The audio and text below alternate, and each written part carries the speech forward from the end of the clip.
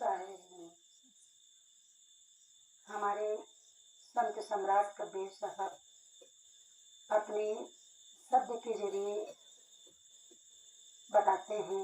हमारे संतों ने कहा है,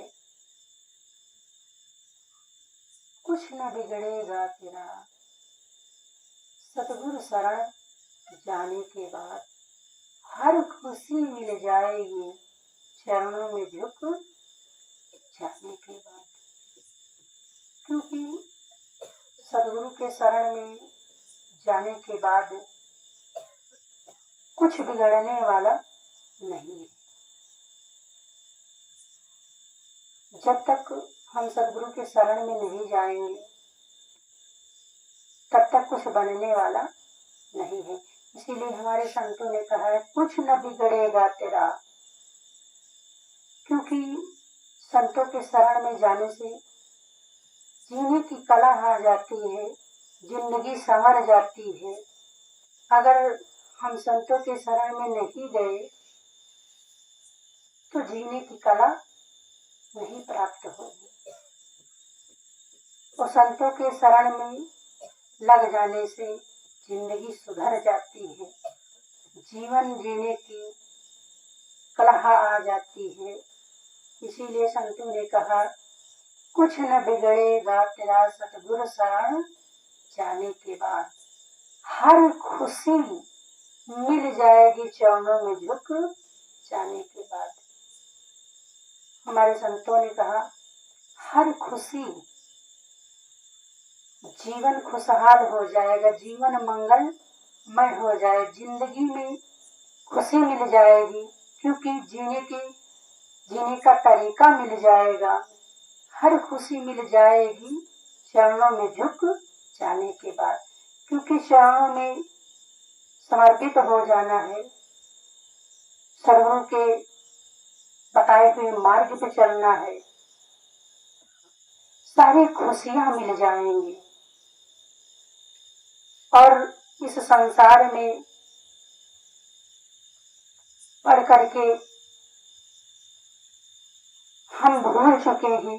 जो संत गुरुजन मिल जाते हैं तो मंजिल को बता देते हैं, रास्ता बता देते हैं, तो सारा जीने की कला आ जाता है, तरीका हो जाता है जीने का, तो जीवन मंगलमय हो जाता है। हर खुशी मिल जाएगी चरणों में झुक जाने के बाद, सारी खुशियां मिल जाती हैं संतों के शरणों में झुकने पर।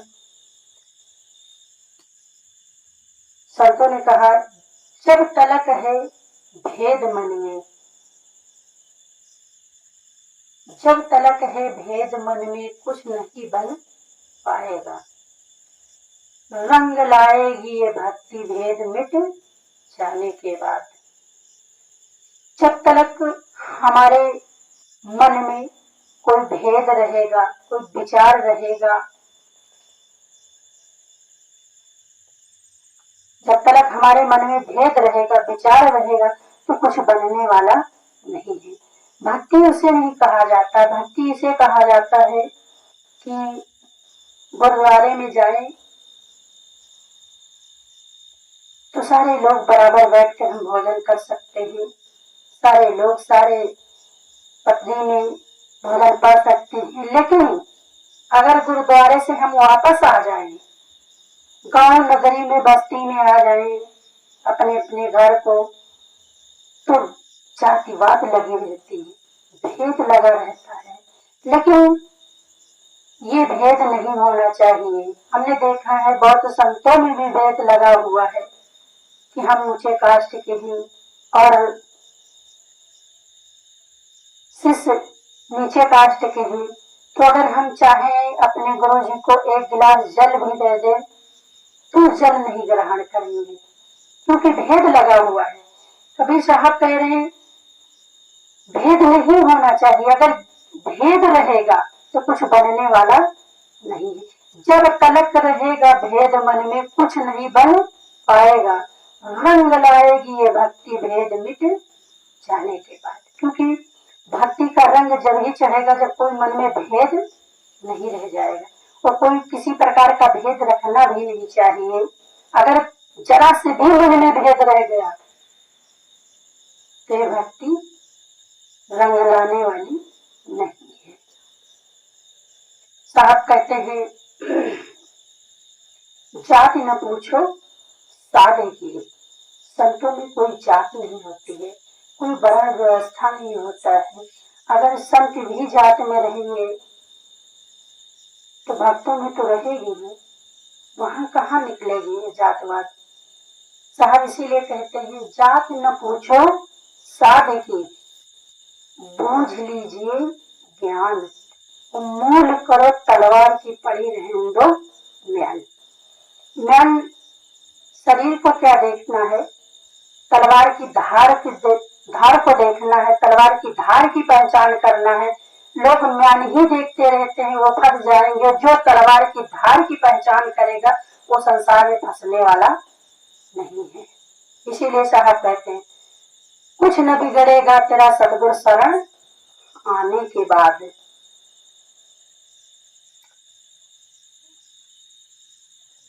सत्य के मंजिल के राही, साहब कहते हैं सत्य के मंजिल के राही कष्ट पाते हैं जरूर, क्योंकि थोड़ा बहुत भक्ति में अगर कष्ट हो जाए तो पीछे नहीं पिछड़ना, आगे को ही बढ़ना है। लोग डर जाते हैं तो पीछे पिछड़ जाते हैं। सत्य की मंजिल के राही कष्ट पाते हैं जरूर, और बीज उगता है सदा मिट्टी में मिल जाने के बाद। साहब कहते हैं जिस प्रकार खेत में गेहूं बोते हैं, कोई भी बीज ले लीजिए, उसको गबड़ते हैं, गेहूं बोआते हैं, जोतते हैं, मारते हैं, कई बार गबड़ते हैं। बीज अपने आप को मिटा देता है, तब उसमें से अंकुर लेकर निकलता है। जब अंकुर लेकर निकलता है तब कितने दाने प्रकट हो जाते हैं, अनेकों दाने प्रकट होता है। जब तक इसी प्रकार हम अपने आप को मिटाएंगे नहीं, जब तक हम मिटेंगे नहीं तब तक प्राप्त होने वाला नहीं है। साहब कहते हैं मिटा दे अपनी हस्ती को, मिटा दे अपनी हस्ती को, अगर कुछ मर्तबा चाहे दाना खाक में मिलके गुले गुलजार होता है, तब वही दाना गुलजार हो जाता है। क्योंकि भक्ति में कष्ट तो मिलता ही है, सत्य की मंजिल के राही कष्ट पाते हैं जरूर, लेकिन बीज उगता है सदा मिट्टी में मिल जाने के बाद। क्योंकि कोई प्रकार का भेद न रह जाए, कोई प्रकार का वर्ण व्यवस्था न रह जाए, किसी प्रकार का मन में भेद न रहे, तब वो भक्ति रंग लाती है। जैसे कीड़े हैं, प्रकाश जब जलता है वो प्रकाश को पाने के लिए बार बार उसी में टकराते रहते हैं, गिरते रहते हैं, टकराते रहते हैं और दग भी जाते हैं, गिर भी जाते हैं, मर भी जाते हैं, लेकिन वो अपना कार्य जारी ही रखते हैं प्रकाश को पाने के लिए। फिर उड़ते हैं, फिर उसी में लग जाते हैं। बिल्कुल इसी प्रकार जब तक हम लगेंगे नहीं तब तक वो सत्ता प्राप्त होने वाली नहीं है। विधिवत जब तन मन से लग जाएंगे तो इस संसार में कोई चीज असंभव नहीं है, हम प्राप्त कर लेंगे, सहजे मिल जाएगा। संत गुरु मिल जाते हैं तो सहजे ही भेद बता देते हैं, लखा देते हैं। कुछ न बिगड़ेगा तेरा सतगुरु शरण जाने के बाद, हर खुशी मिल जाएगी चरणों में झुक जाने के बाद। संतों ने बताया कि सुखरू होता है इंसान ठोकरें खाने के बाद, रंग लाती है हीरा पत्थर के घिस जाने के बाद। जिस प्रकार मेहंदी के पात में लाली छुपी हुई है, उस मेहंदी के पात को जब तक पत्थर पे हम रगड़ेंगे नहीं, निरंतर लगेंगे नहीं, उस पात को हम रगड़ते हैं, जब पत्थर पे घिसते हैं तो उसमें से लाली उभरती है, लाली दिखाई पड़ती है, और जब तक हम घिसेंगे नहीं तब तक दिखाई नहीं पड़ेगी। इसीलिए साहब कहते हैं सुरखरू होता है इंसान ठोकरे खाने के बाद, रंग लाती है हिना पत्थर पे घिस जाने के बाद। जिस प्रकार हमको निरंतर भक्ति में लगना पड़ेगा, निरंतर जब तक लगेंगे नहीं तब तक रंग चढ़ने वाला नहीं है, और निरंतर लगने की जब हम लगेंगे तभी वह भक्ति प्राप्त हो सकती है, तभी हमारा कार्य हो सकता है, अन्यथा कार्य होने वाला नहीं है। जिस प्रकार मेहंदी में रंग छुपा होता है, उसी प्रकार भक्ति में वो तेज होता है कि जो हम प्राप्त कर सकते हैं, पहचान कर सकते हैं। अगर हम लगेंगे नहीं, सिर्फ हम संतों के शरण में गए हैं, उनकी माला पहन लेंगे और उसमें लगे ना विधवत, और जब तक हम लगेंगे नहीं तब तक प्राप्त होने वाला नहीं है। हमको तन मन से लग करके हासिल कर लेना है, प्राप्त कर लेना है, तब सहजे प्राप्त हो जाएगा। चाहे